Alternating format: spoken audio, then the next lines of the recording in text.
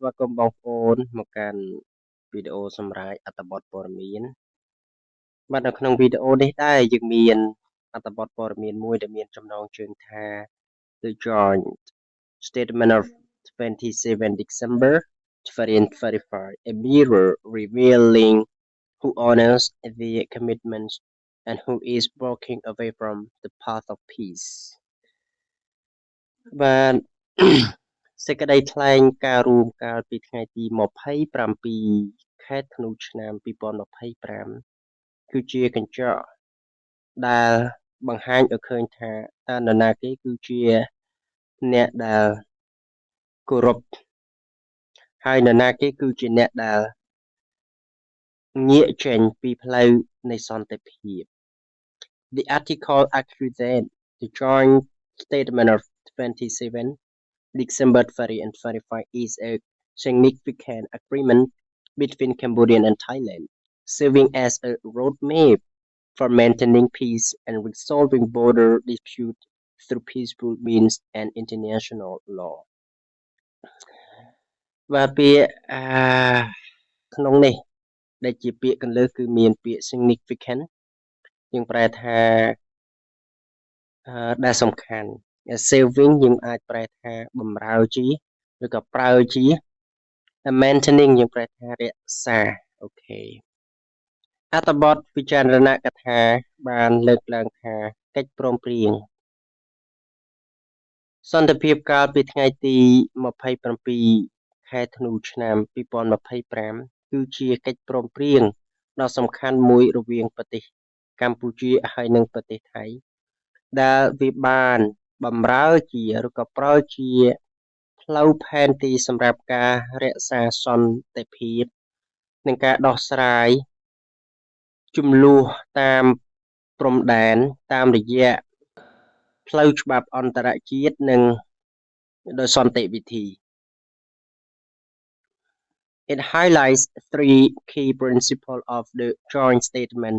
Neither side should take actions that affect the border. The Joint Boundary Commission should remain the main mechanism for border demarcation, and both countries should protect the safety and well-being of people living along the border. បាទនៅក្នុង slide នេះដែរយើងមានពាក្យគន្លឹះដូចជាពាក្យ principle យើងប្រែថាជាគោលការណ៍រីឯពាក្យ effect យើងប្រែថាជះឥទ្ធិពល remain យើងប្រែថានៅតែ mechanism យើងប្រែថាយន្តការរីឯពាក្យ demarcation យើងប្រែថាការបោះបង្គោលព្រំដែនបាទតាមអូខេ អត្ថបទវិចារណកថាក៏បានលើកឡើងពីគោលការណ៍សំខាន់ចំនួន3នៃកិច្ចព្រមព្រៀងឬក៏សេចក្តីថ្លែងការណ៍រួមដែលលើកឡើងថាគ្មានប្រទេសណាប្រទេសទាំងពីរមិនគួរមានសកម្មភាពដែលជះឥទ្ធិពលទៅលើព្រំដែនឡើយគណៈកម្មការព្រំដែនរួមដែលហៅកាត់ថា JBC គួរតែរក្សានៅយន្តការជាចម្បងសម្រាប់ការបោះបង្គោលព្រំដែនហើយប្រទេសទាំងពីរគួរតែរក្សានៅសុវត្ថិភាពហើយនិងសុខុមាលភាពរបស់ប្រជាពលរដ្ឋដែលរស់នៅតាមបណ្ដោយព្រំដែន According to the article, Cambodia has followed this commitment by promoting diplomatic dialogues, supporting the JBC process, rejecting the use of force, and calling for solutions based on existing agreements and international law. បាទនៅក្នុង clear នេះដែរយើងមានពាក្យគន្លឹះ follow យើងប្រែថាអនុវត្តតាម commitment យើងប្រែថាការតាំងចិត្ត promoting យើងប្រែថាលើកស្ទួយឬក៏តម្កើងអូខេរីពី rejecting យើងប្រែថាការបដិសេធ solution យើងប្រែថាសេចក្តី solution ដំណោះស្រាយបាទយោងទៅតាម អត្ថបទវិចារណកថាកម្ពុជាបានអនុវត្តតាមនូវការតាំងចិត្តរួមដោយលើកស្ទួយឬក៏ដោយលើកឬក៏ដើរតាមនៅការសន្ទនាជាការទូតនិងលើកស្ទួយឬក៏ជ្រោមជ្រែងនៅដំណើរការ JBC ហើយបដិសេធនៅការប្រើប្រាស់ដោយកម្លាំងប្រដាប់អាវុធហើយក៏បានអំពាវនាវឲ្យមានការដោះស្រាយដោយផ្អែកទៅលើកិច្ចព្រមព្រៀងហើយនិងច្បាប់អន្តរជាតិដែលមានស្រាប់ The article criticized Thailand, alleging that it has taken unilateral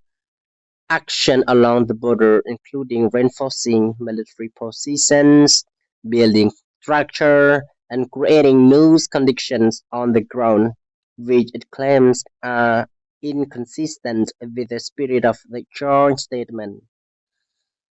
បាទនៅក្នុង slide នេះដែរយើងមានពាក្យ criticize ដែលជាពាក្យកន្លឹះយើងប្រែថារិះគន់ alleging យើងប្រែថាចោទប្រកាន់ unilateral យើងប្រែថាឯកតោភាគី reinforcing មានន័យថាបង្ខំ restructure យើងប្រែថាហេដ្ឋារចនាសម្ព័ន្ធ claims អះអាង inconsistent ដែលមិនរួមបញ្ចូលឬក៏ដែលមិនមាន spirit យើងប្រែថាដែលជាដួងវិញ្ញាណដែលជាវិញ្ញាណដែលជាខ្លឹមសារអូខេអត្ថបទវិចារណកថាក៏បានធ្វើការរិះគន់ទៅប្រទេសថៃដោយចោទប្រកាន់ថាថៃបានមានសកម្មភាពជាឯកតោភាគីតាមបណ្ដោយព្រំដែនរួមមានការបង្ខំឲ្យមានការបំលាស់ទីនៅយោធារួមទាំងការសាងសង់នៅហេដ្ឋារចនាសម្ព័ន្ធការបង្កើតនូវលក្ខខណ្ឌថ្មីនៅលើដីដែលមានស្រាប់ដែលជាការលើកឡើងដែលជាការបង្ហាញឲ្យឃើញថាវាមិនមាននៅក្នុងខ្លឹមសារឬក៏ដួងវិញ្ញាណនៃកិច្ចព្រមព្រៀងរួម The article concludes that lasting peace can only be achieved if both countries honor their commitments, respect the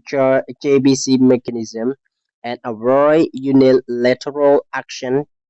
It presents the joint statement as a measure of whether each side is genuinely committed to peace and its agreed application. បាទដោយឡែកក្នុង clear នេះយើងមានពាក្យ conclude យើងប្រែថាសរុបមកវិញ lasting peace យើងប្រែថាសន្តិសុខយូរអង្វែងឬក៏ជានិរន្តរ៍ achieve យើងប្រែថាសម្រេចបាន avoid យើងប្រែថាជៀសវាងអូខេ commit យើងប្រែថាប្រព្រឹត្ត application យើងប្រែថាកាតព្វកិច្ចអូខេអត្ថបទវិចារណកថាក៏បានសរុបជារួមថាសន្តិភាពដែលយូរអង្វែងវាអាចសម្រេចទៅបានបើសិនណាប្រទេសទាំងពីរមានការគោរពទៅតាមការតាំងចិត្តការបដូរផ្ដាច់គោរពទៅលើយន្តការ JBC ហើយបញ្ជានៅសកម្មភាពជាឯកតោភាគីការលើកឡើងនេះបង្ហាញឲ្យឃើញថាកិច្ចព្រមព្រៀងរួមគឺជាវិធានការមួយថាតើភាគីណាគឺជាអ្នកដែលបានប្រព្រឹត្តដោយម៉ត់ចត់ដើម្បីរក្សាឲ្យបាននូវសន្តិភាពហើយនឹងអនុវត្តនៅកាតព្វកិច្ចរបស់ខ្លួនបាទអរគុណច្រើនបងប្អូនដែលបានទស្សនាវីដេអូនេះយើងនឹងជួបគ្នានៅវីដេអូក្រោយៗទៀតបាទអរគុណបាយបាយ